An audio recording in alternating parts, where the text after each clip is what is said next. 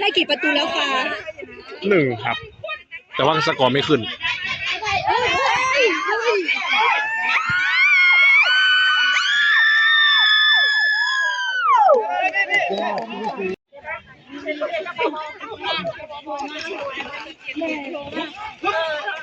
เจ็บสู้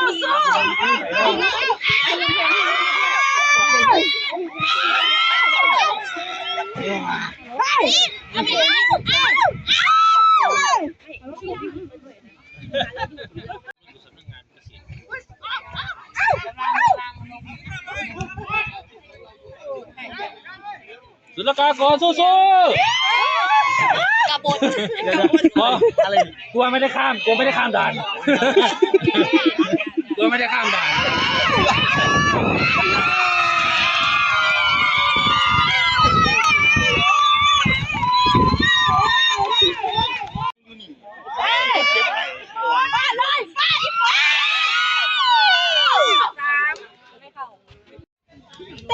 กระแพงประตูไปเลยประตู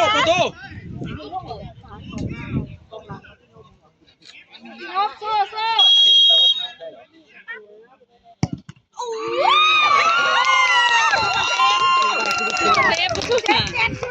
สวยดูคนเบอร์3อย่าพึ่งเกมแล้วไปช่วยเอาเท่นะคุณเอาฝนแล้วโง่มาเลยเช็ดกับฝน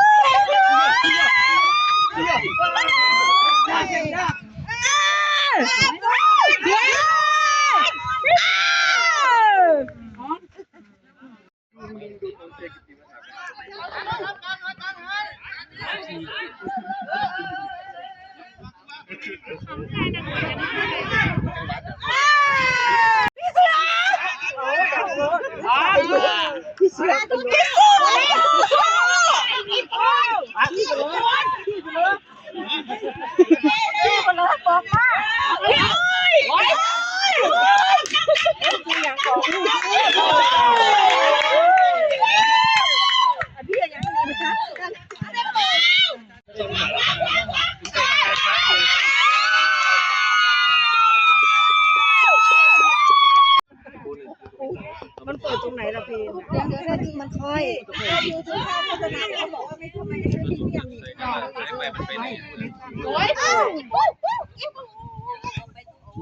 เดี๋ยวน่าจะได้แบบนี้กี่รังครับได้แบบนี้กี่รังพวกเช่านี่แม่เพราะเอาก่อนนะครับยังไม่ต้องเล่นมันจะเหนื่อยพวกเราค่อยเล่นไปดูเอา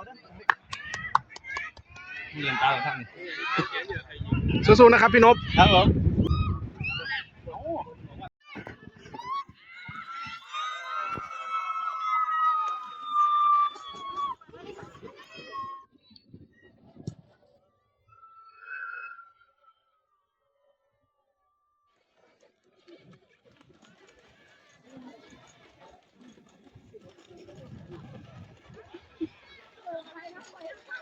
ประตูเตรียมตัว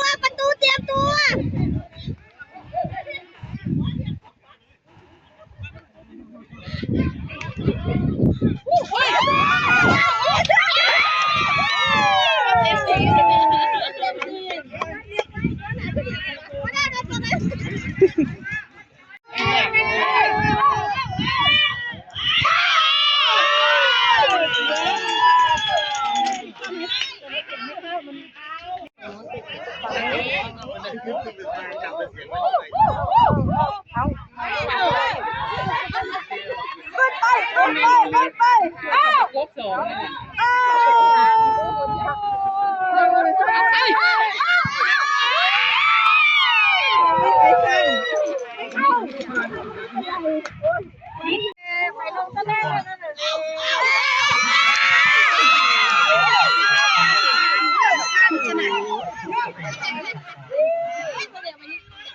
มาเลย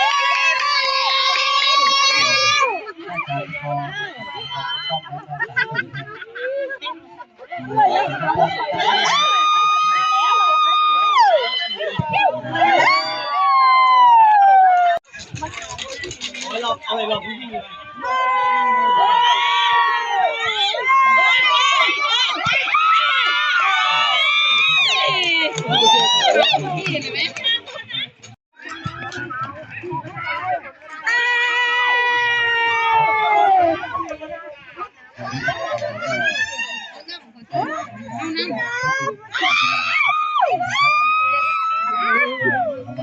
กินเลยอู้เล่นแห้งดี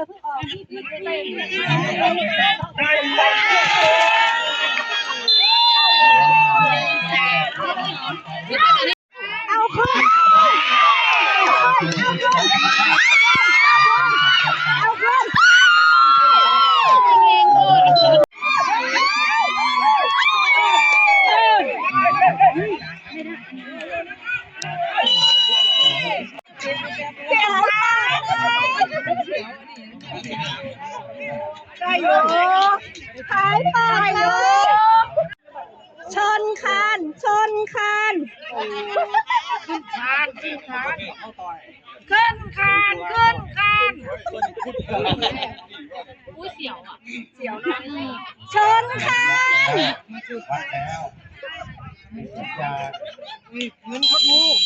ชนคาน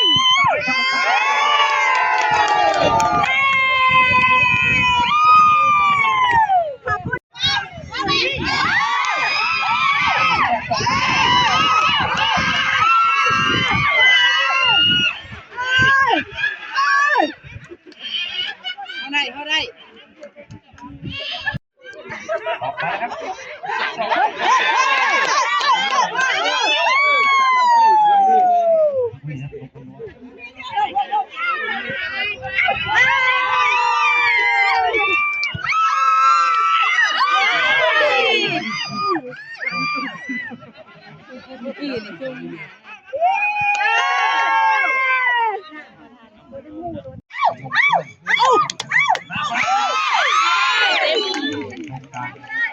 เต็มมุม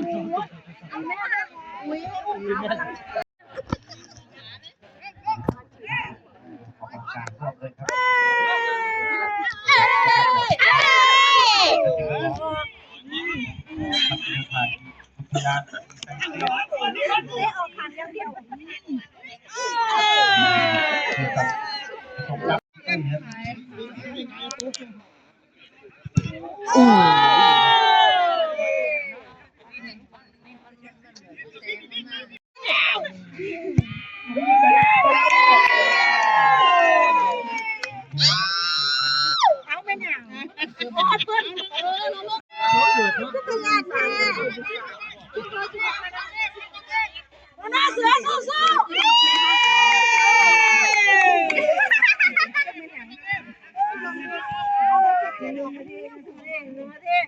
อีก1 นาที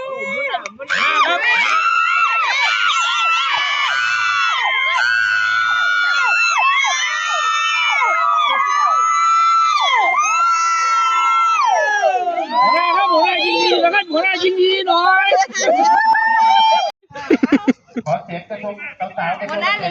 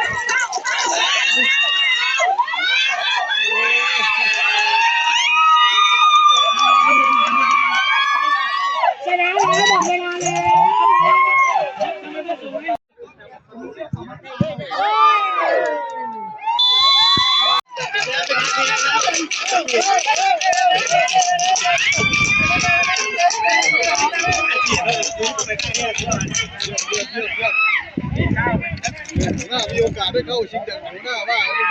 เล่นแบบนี้เรื่อยๆนะมีโอกาสที่เราได้เข้า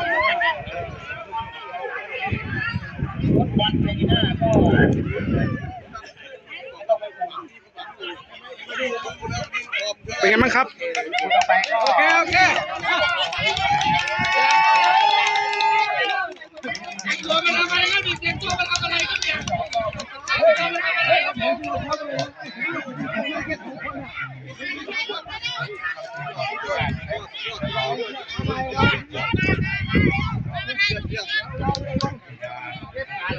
เดี๋ยวได้ลงเก่งมากเล